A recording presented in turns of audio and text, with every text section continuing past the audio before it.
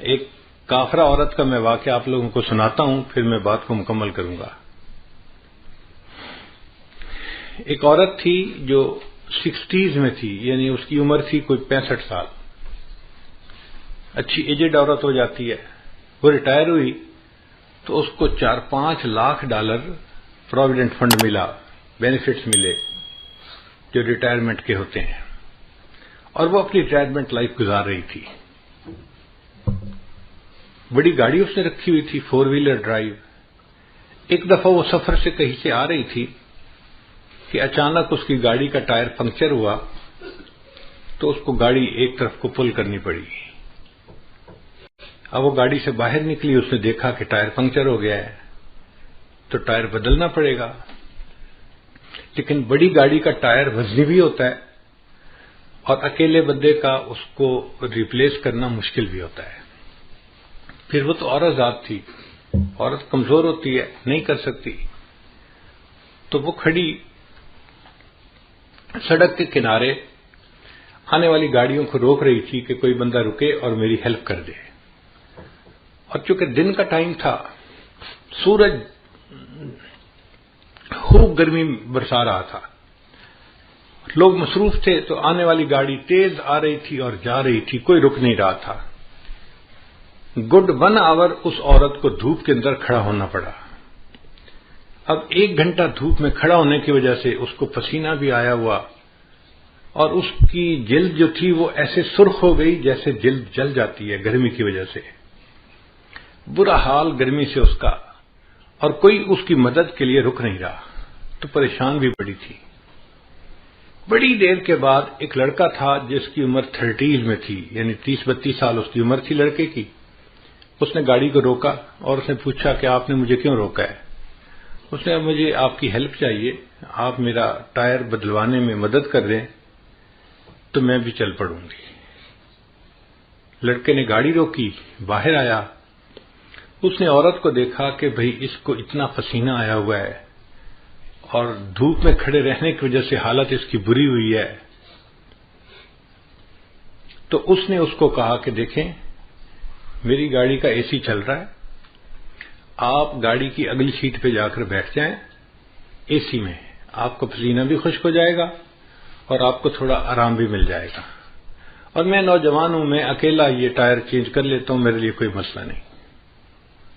چنانچہ وہ عورت اس کی گاڑی میں اگلی سیٹ پہ آ کے بیٹھ گئی اور لڑکا اس عورت کی گاڑی کا ٹائر چینج کرنے لگ گیا۔ اب یہ عورت جب ذرا ٹھنڈی جگہ پر بیٹھی، طبیعت بحال ہوئی، تو اس نے دیکھا کہ لڑکا بہت مشقت کے ساتھ گاڑی کا ٹائر چینج کر رہا ہے۔ تو اس کے دل میں احساس ہوا کہ یہ نوجوان بچہ ہے اور اس نے میری خاطر اتنی تکلیف اٹھائی، مجھے آرام دیا اور خود اکیلے تکلیف اٹھائی۔ یہ مجھے بھی کہہ سکتا تھا کہ مجھے ہیلپ کرو تو میں ہیلپ کرتی، مجھے اس نے ایئر کنڈیشن جگہ پہ بٹھا دیا اور خود دھوپ میں لگا ہوا ہے کام کرنے۔ تو اگر یہ ٹائر بدل دے گا نا تو میں اس کو $200-300 گفٹ دے دوں گی تاکہ اس کا بھی فائدہ ہو جائے۔ خیر کچھ دیر لگی، لڑکے نے ٹائر چینج کر دیا۔ اس نے آ کے کہا اس کو کہ ٹائر میں نے بدل دیا ہے، اب آپ اپنی گاڑی پہ جا سکتی ہیں۔ اس عورت نے $200-300 جیب سے نکالے اور لڑکے کو آ کے یہ میری طرف سے گفٹ لے لو۔ اس نے کہا نہیں میں گفٹ نہیں لیتا، بس۔ اس نے پوچھا کیوں نہیں لیتے؟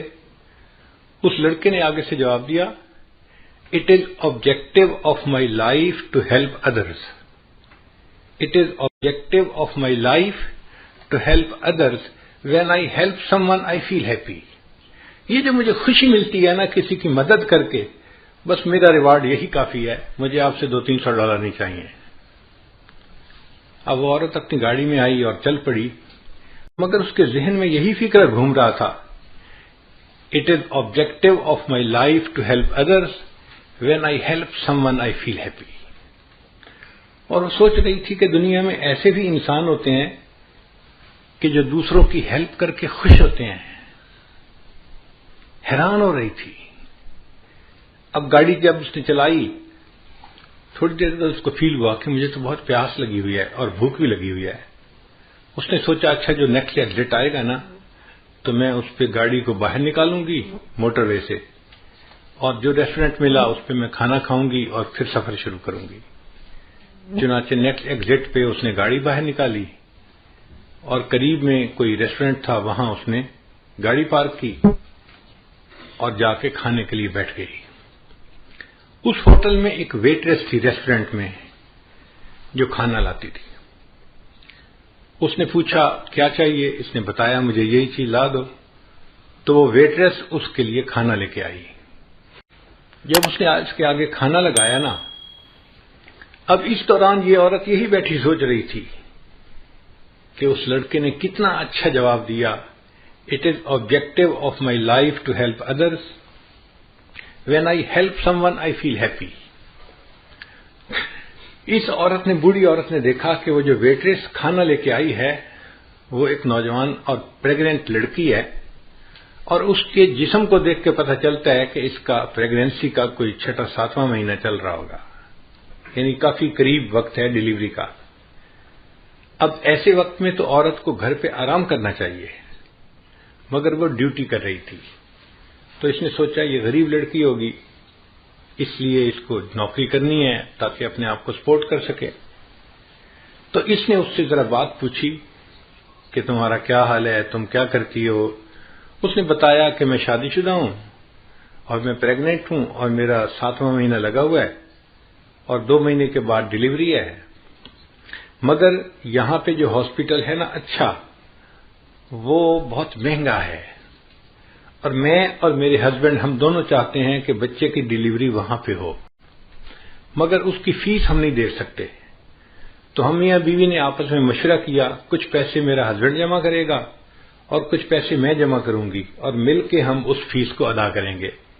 اب چونکہ میں نے پیسے جمع کرنے ہیں تو میں اس وقت چھٹی نہیں لے سکتی، مجھے اس پریگننسی کے باوجود ڈیوٹی کرنی ہے، میں تکلیف اٹھا رہی ہوں مگر میں ڈیوٹی کر رہی ہوں۔ اب اس عورت کے ذہن میں خیال آیا کہ میرے پاس تو ریٹائرمنٹ کے کوئی $500,000 بینک میں پڑے ہوئے ہیں، اب $500,000 فالتو پڑے ہیں، اگر میں اس لڑکی کو اس کے ڈیلیوری کے اس کی فیس دے بھی دوں تو مجھے کوئی فرق نہیں پڑتا، مگر اس کے لیے آسانی ہو جائے گی اور یہ بچی اپنے گھر پہ آرام کرے گی۔ اس نے اس سے پوچھا کہ ہاسپٹل کی فیس کتنی ہے؟ اس نے کہا جی $5,000۔ اس نے $5,000 کا چیک لکھا اور ایک لفافے میں ڈال کے نا کھانا کھانے کے بعد اس ویٹریس کو ٹپ دی اور کہا کہ یہ میری طرف سے گفٹ ہے، لیکن اس کو آپ نے یہاں نہیں کھولنا، گھر جا کے کھولنا ہے۔ اس نے جیب میں ڈال لیا، ٹھیک ہے میں گھر جا کے کھولوں گی۔ اب یہ بوڑھی عمر کی عورت اپنے گھر واپس آ گئی اور وہ نوجوان ویٹریس جو تھی وہ اپنے گھر گئی ڈیوٹی کے بعد۔ جب گھر گئی تو اس کا ہسبینڈ جو تھا وہ ایک بزنس ٹرپ پہ گیا ہوا تھا دوسرے شہر، اور وہ واپس آ چکا تھا۔ چنانچہ اس ویٹریس نے اپنے گھر میں کھانا لگایا اور خاوند کے ساتھ بیٹھ کے کھانا کھانے لگی۔ اب کھانے کے دوران دونوں میاں بیوی آپس میں ڈسکس کرنے لگے کہ کتنا ٹائم رہ گیا بچے کی ڈیلیوری کا۔ اس نے بتایا کہ الٹرا ساؤنڈ کرنے والی ڈاکٹر نے اس تاریخ کو بچے کی ڈیلیوری کا ٹائم بتایا ہے۔ تو خاوند نے کہا کہ اچھا پھر ہمیں پیسے تیار رکھنے چاہیے، چونکہ ہاسپٹل والوں کو تو پہلے پیمنٹ کرنی پڑتی ہے پھر وہ بندے کو ایڈمٹ کرتے ہیں، تو کیا تمہارے پاس پیسے جمع ہو گئے؟ لڑکی نے کہا ہاں میرے پاس بھی کچھ پیسے جمع ہو گئے ہیں، تو میں بھی کنٹریبیوٹ کروں گی، آپ بھی کریں گے، اور ہم دونوں مل کے بل پے کر دیں گے۔ اس دوران اس لڑکی کو خیال آیا کہ آج ایک عورت کھانا کھانے آئی تھی اور اس نے مجھے گفٹ بھی دیا تھا، تو اس نے اپنے ہسبینڈ کو بتایا کہ آج ایک عورت نے مجھے گفٹ دیا تھا۔ اس نے پوچھا کیا گفٹ دیا تھا؟ اس نے کہا پتہ نہیں، وہ لفافہ جیب میں ہے کپڑے میں۔ اس نے کہا لے آؤ۔ تو وہ نوجوان لڑکی گئی اور جیب سے وہ لفافہ لے کے آئی اور اس نے اپنے خاوند کو پکڑا دیا۔ اب جب خاوند نے اس لفافے کو کھولا تو اس کے اندر $5,000 کا ایک چیک تھا۔ اب نوکری پیشہ بننے کے لیے یہ ایک بگ اماؤنٹ ہوتی ہے امریکہ میں، $5,000 گفٹ مل جائے، لوگ تصور بھی نہیں کر سکتے۔ تو وہ لڑکا حیران ہو گیا کہ اچھا اس عورت نے تمہیں $5,000 یعنی فل پیمنٹ جو تھی کیس کی وہ فل گفٹ کر دی۔ تو لڑکی نے کہا جی ہاں اس نے یہ گفٹ دیا ہے۔ تو لڑکے نے جب وہ چیک پڑھا نا تو اس چیک کے ساتھ ایک چھوٹی سی چٹ بھی لکھی ہوئی تھی، اور اس چٹ کے اوپر لکھا ہوا تھا "It is objective of my life to help others. When I help someone I feel happy." تو لڑکے نے وہ فقرہ پڑھا، یہ وہ لڑکا تھا جس نے اس عورت کے ٹائر کو چینج کیا تھا.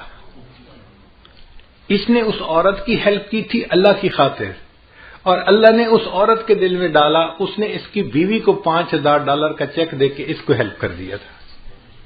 What goes around comes around.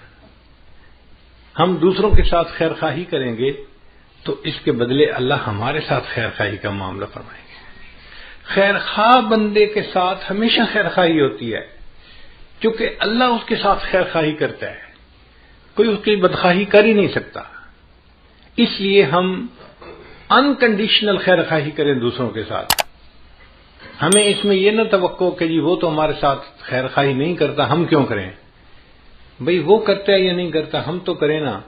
جب ہم کریں گے تو اللہ تعالیٰ اس کے بدلے ہمارے ساتھ بھی خیر خواہی کا معاملہ فرما دیں گے.